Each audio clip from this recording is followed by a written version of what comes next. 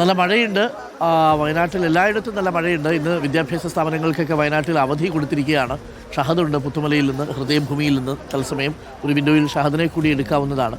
ഷഹദ്, പുത്തുമലയിൽ എന്താണ്? നല്ല മഴയാണ് ഇപ്പോൾ അല്ലേ?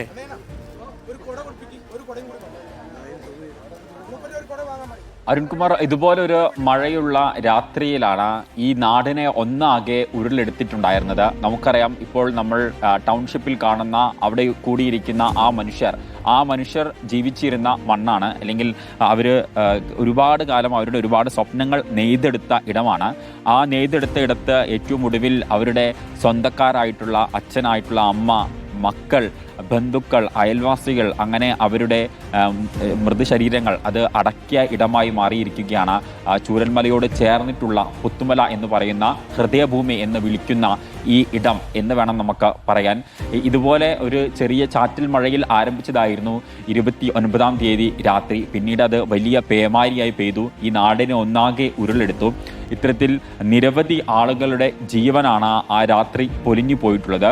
ആ ഓർമ്മകൾ വീണ്ടെടുക്കാനായി, അല്ലെങ്കിൽ അവർക്ക് വീണ്ടും അവർക്ക് ആദരാഞ്ജലി അർപ്പിക്കുവാനായി, അല്ലെങ്കിൽ അവരുടെ ഓർമ്മകൾ പുതുക്കുവാനായി വീണ്ടും ഇവിടേക്ക് എത്തും എന്നുള്ളതാണ്. ഏകദേശം 8 മണിയോടുകൂടി എത്തിച്ചേരും എന്നുള്ളതാണ് നമുക്ക് ഇപ്പോൾ മനസ്സിലാക്കാൻ സാധിക്കുന്നത്. നേരത്തെ പറഞ്ഞത് 7 മണിയോടുകൂടി ഇവിടെ എത്തുകയും ഒപ്പം തന്നെ പുഷ്പാർച്ചന നടത്തുകയും പിന്നീട് ഇവിടെ എല്ലാവരും ഒത്തുചേരുകയും ചെറിയൊരു ചടങ്ങ് സംഘടിപ്പിക്കുകയും ചെയ്യുമായിരുന്നു.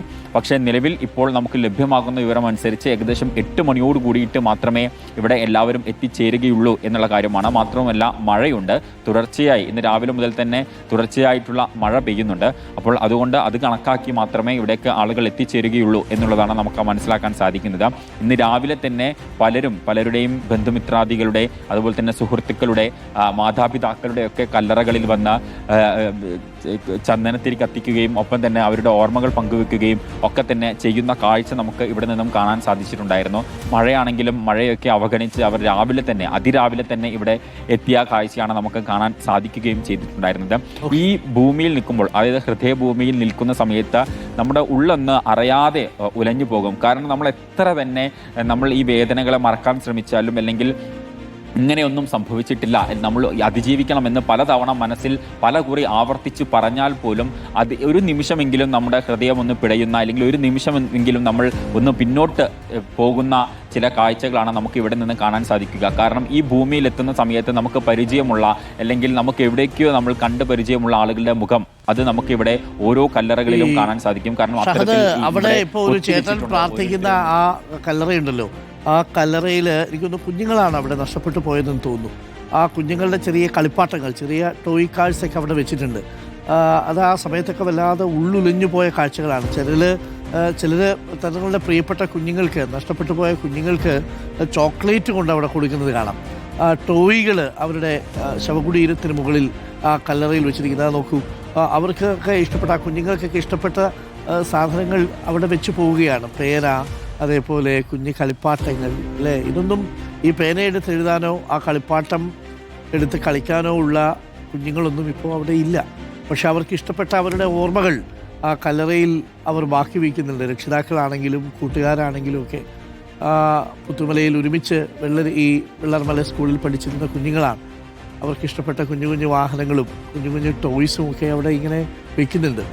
നമുക്കൊന്നും ഈ മരണാനന്തര ജീവിതത്തെക്കുറിച്ച് വ്യക്തമായി ധാരണയില്ല.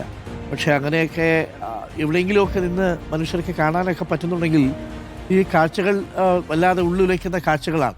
പ്രിയപ്പെട്ടവർക്ക് അവരുടെ നോക്കൂ, നിവേദ, ധ്യാൻ, ഇഷാൻ ഒരു കുടുംബത്തിലുണ്ടായിരുന്ന 3 കുട്ടികളാണ്.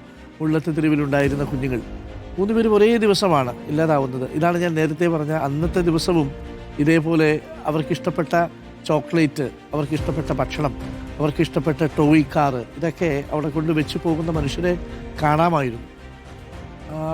വളരെ കുറച്ച് കാലം ജീവിച്ച കുഞ്ഞുങ്ങളാണ്. പക്ഷേ ആ ഓർമ്മകൾ അവരുടെ രക്ഷിതാക്കളാണെങ്കിൽ അവരുടെ ആ ഓർമ്മകൾ ജീവിതകാലത്തോളം പേറുകയും ചെയ്യും എന്നതാണ്.